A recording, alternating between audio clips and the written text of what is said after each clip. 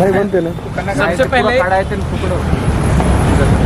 हमारे क्रांतिकारी बिरसा मुंडा, इनके आज जयंती 146वें जयंती महोत्सव पे आप आज यहाँ पे इस जगह हम जमा हुए हैं, तो सबसे पहले उनको नमन करते हैं। हमारे आद्य पांदीपारी कुपार लिंगो, हमारे हीरासुका लिंगो, सभी जो पेन जीव है उन सभी को नमन करते हैं। और जब इस क्षेत्र में जब से मैं दौरे कर रहा हूँ तो इस क्षेत्र में ऐसे क्रांतिकारियों की कोई कमी नहीं है। जल जंगल जमीन के लिए इन लोगों ने खून बहाया और बिरसा मुंडा का नाम आज देश भर में हो रहा है। तो सिर्फ यही कहना चाहूँगा कि इनका इतिहास आप गूगल पे जाइए, किताब में जाइए, बहुत कुछ मिलेगा, बहुत पढ़ने के लिए आपको बहुत कुछ मिलेगा। लेकिन जब हम अपने क्रांतिकारी को प्रेजेंट करते हैं लोगों के सामने, तो वो कैसा हो, इस एंगल के बारे में बात करेंगे। अभी किसी ने कहा कि भगवान बिरसा मुंडा, एक्चुअली ये भगवान वाली डेफिनेशन ना, हम इसको ना लें तो अच्छा है। भगवान वो होता है जिसके सामने गिड़गिड़ाया जाता है। इंसान जब कमज़ोर होता है ना, तब उसके सामने गिड़गिड़ाता है कि मुझे बल दो, शौर्य दो। और ट्राइबल कल्चर में भगवान माने खुद के माँ और पिता, उससे बड़ा कोई भगवान नहीं है। और भगवान वाली डेफिनेशन है, आप जिनको पूज रहे हैं ना, वो आपके पेन पुरखा हैं, होके गए हैं, कहीं से अवतरित नहीं हुए। कहीं से अवतार लेंगे, 4 हाथ होंगे, उनको आप बोल सकते हैं। लेकिन आपके कोई भी ऐसे पुरखा नहीं है जो 4 हाथ हैं या चमत्कार से आए हुए हैं, वो भी माँ की कोख से आए हैं। तो इसका मतलब ये है कि महापुरुषों के सामने जो महान क्रांतिकारी हैं, उनको अगर हम क्रांतिकारी और महान पुरुष रखें तो आने वाली जनरेशन उनके विचारों पे चलेगी। लेकिन अगर हम उनको भगवान बुलाते हैं, भगवान बना देते हैं या उनका टेम्पल बन जाता है, तो आने वाली जनरेशन आपकी उल्टा वहाँ पे मन्नत बोलेगी। ये विचारधारा है और इस विचारधारा को लेकर हम आगे बढ़ रहे हैं। क्रांतिवीर बिरसा मुंडा का जो उनकी कहानी है, वो पूरी स्ट्रगलिंग कहानी है। उस कहानी में जल जंगल जमीन के लिए बड़ा विद्रोह हुआ। उस विद्रोह में बिरसा मुंडा जो नाम है वो सबसे आगे आया और उन्हीं से ही लैंड एक्विजिशन एक्ट इंडिया में बना। तो आपको मैं ये भी थोड़ा सा हाईलाइट कर दूं कि लोग कहते हैं कि आदिवासी जल जंगल का मालिक कैसे। आपने अभी नारा लगाया, जो सरकारी है वो हमारी है। तो एक्चुअली यही कि आदिवासी जल जंगल जमीन का मालिक है तो कैसे है।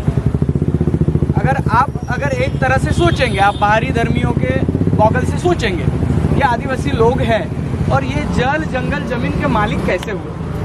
आज जंगल के एंड तक भी बाकी लोग भी पहुंच गए, आज वो भी लोग हैं। आप पेड़ लगाते हैं तो वो भी पेड़ लगाते हैं, आप प्राणियों को बचा रहे तो वो भी पाप पुण्य की बातें कर रहे हैं। सिमिलर क्या है, आप कैसे मालिक हुए, इसके लिए थोड़ा सा आपको हाईलाइट कर दूं। बंगाल में कलकत्ता में जब वाइसराय लॉर्ड डलहौसी थे, उस टाइम में इंडिया में ट्रेन की जाले बिछाने का काम शुरू हुआ।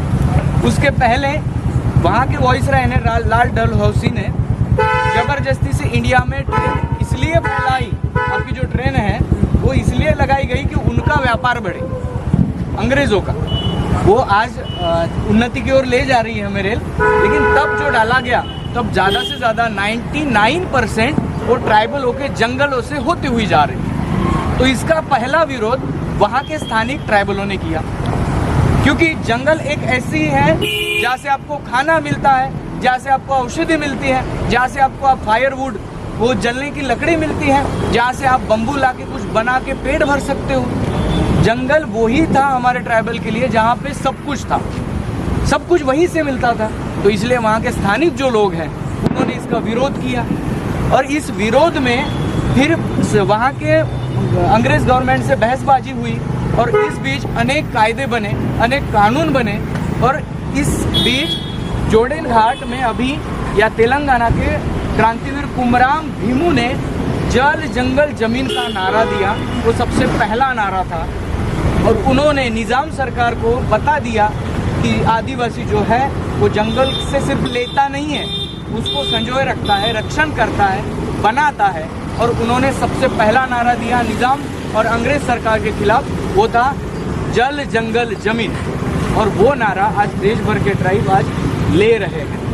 तो बिरसा मुंडा का संघर्ष भी इसी दौरान है कि आप जो है, आपकी ज़मीन हो, आपका जंगल हो और आपका जो कुछ भी है, जो नैसर्गिक मालमत्ता है, उसे संभालिए, किसी के हाथ में मत दीजिए, क्योंकि आप ही उसको सराहना जानते हैं, आप ही उसका रक्षण भी जानते हैं। आज भी यूएनओ, यूनाइटेड नेशन ऑर्गेनाइजेशन भी कहता है कि अगर आपको बहुत ज़्यादा साल जीना है, इंडिया को नहीं बाकी देशों को भी कह रहा है, बहुत ज़्यादा साल आपको जीना है, प्रगति करनी है, पॉल्यूशन या अदर प्रॉब्लम से दूर रहना है, तो वहाँ के इंडिजिनस की थ्योरी जो है, विचारधारा है, उसको सभी लोग अपनाइए, तभी जाके बहुत ज़्यादा जीवन आपको जीने को मिलेगा। नहीं तो ओजन फट रहा है और सब कुछ गलत दिशा में हो रहा है। तो माननीय क्रांतिवीर बिरसा मुंडा, मैं आपको निवेदन करूंगा कि उनको क्रांतिवीर बोलिए, क्रांति सूर्य बोलिए, क्रांति के उद्गाता बोलिए, लेकिन किसी भी महापुरुष को जिन्होंने लड़ाई की, अगर हम उनको भगवान बना रहे हैं ना, तो उनकी लड़ाई व्यर्थ जाएगी, क्योंकि भगवान के पास उनके आदर्शों पे चला नहीं जाता तो बोला जाता है। तो इसलिए हमारी कस्टम में कभी भी आप कोई भी हो, आप गोंड हो, प्रधान हो, संताल हो, उरा हो, मुंडा हो, जो भी हो, आपके कल्चर में भगवान वाली डेफिनेशन कहीं भी नहीं है। जितना हमने खोद के देखा है, भगवान डेफिनेशन नहीं आती। हमारे जो पेन पुरखा है, उनका स्टैचू हम इसलिए बिठाते हैं कि सवेरे उठकर उन पे नज़र जाए तो वही जोश हम में आ जाए कि हम हक के लिए लड़े। इसके लिए हम उनका स्टैचू सामने रखते हैं। तो बिरसा मुंडा की इस पावन अवसर पर आप सभी जो हमारी ये तीसरी मुलाकात है, चौथी मुलाकात है मेरे ख्याल से। एक मुलाकात मैं बंगाल जा रहा था तब हुई, दूसरी मुलाकात आते टाइम हुई, तीसरी मुलाकात कल हुई और चौथी मुलाकात आज हो रही है। तो आपकी जो कार्यकारिणी है, टीम है, ऐसे ही आगे काम करते रहे। और मैं छोटा सा एक वीडियो लूँगा आपका, और उस वीडियो के ज़रिए लोगों को भी बताऊँगा कि आप कैसे काम कर रहे हैं। इधर हैं तो मैं चाहता हूँ कि नागपुर में भी बने, पुणे में बने, मुंबई में बने, जहाँ जहाँ बड़े बड़े रेलवे स्टेशन है, वहाँ पे आपके जैसी एक टीम बने जो अपने लोगों को प्रोत्साहित करे।